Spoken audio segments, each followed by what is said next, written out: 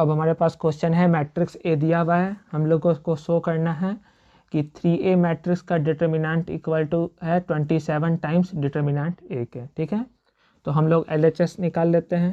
LHS left hand side 3A का determinant, लेकिन 3A का डिटर्मिनेंट निकालने के लिए पहले हम लोगों को 3A मैट्रिक्स निकालना होगा। तो पहले हम लोग 3A मैट्रिक्स निकालेंगे।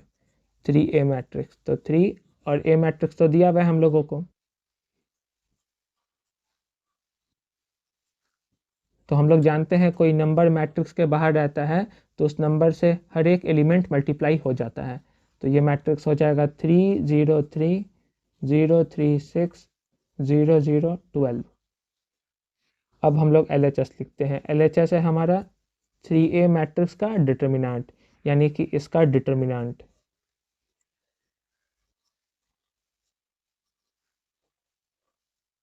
तो इसको एक्सपेंड कर देते हैं हम लोग। अब तो हम लोग एक्सपेंड कर सकते हैं first row first column, second row second column, या थर्ड रो थर्ड कॉलम से। तो मुझे ज़्यादा ज़ीरो तो दिख रहा है फर्स्ट कॉलम में या थर्ड रो में, तो मैं फर्स्ट कॉलम से इसको एक्सपेंड कर देता हूँ। तो एक्सपेंड करेंगे, 3 लिख दिया, रो कॉलम डिलीट किया, तो ये हो गया 36 माइनस ये 0 हो गया 6 इंटू 0, फिर माइनस 0 और 0 को 0 का सटा हुआ रो कॉलम छोड़ने के बाद जो भी आए उससे मल्टीप्लाई होकर 0 हो जाएगा, और फिर प्लस 0, फिर सटा हुआ रो कॉलम छोड़ने के बाद जो आए उससे मल्टीप्लाई होकर सब 0 ही होने वाला है। ठीक है ना, तो ये हो गया 0 ख़त्म, यहाँ हो गया 108। 36 को 3 से मल्टीप्लाई करेंगे तो 108, इक्वेशन नंबर 1।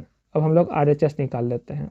RHS है 27 टाइम्स डिटर्मिनेंट ए, तो मैं 27 लिख देता हूँ, और डिटर्मिनेंट ए है हमारे पास, मतलब इसका डिटर्मिनेंट 101 012 004।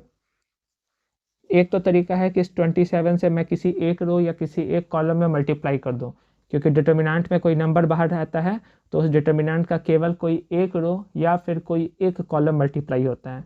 और जैसे 27 से मैं फर्स्ट कॉलम में मल्टीप्लाई कर दूं फिर सॉल्व करूं, या एक तरीका है कि 27 लिख दूं और डिटर्मिनेंट को सॉल्व करके जो वैल्यू आए उससे मल्टीप्लाई कर दूं। ठीक है, तो मैं क्या करता हूँ, 27 से फर्स्ट कॉलम में मल्टीप्लाई कर देता हूँ। तो ये 27 0 0 0 में 27 से मल्टीप्लाई करेंगे तो 0 ही होगा। सेकेंड कॉलम वैसे ही लिखा गया, थर्ड कॉलम वैसे ही लिखा गया। यहाँ भी मैं फर्स्ट कॉलम से एक्सपेंड कर रहा हूँ इसे। तो 27 सटा हुआ रो कॉलम छोड़े तो ये हो गया 4 माइनस 0, फिर माइनस 0, फिर प्लस 0, तो ये हो गया 27 इंटू 4, यानी 27 टू जा 54, 54 टू जा 108, यानी ये दोनों वैल्यू इक्वल आ गई। तो हम लोग कह सकते हैं therefore we can say 3A matrix का determinant equal to 27 times determinant है। तो यही हम लोग को शो करना था, हो गया हमारा answer. Thank you for watching.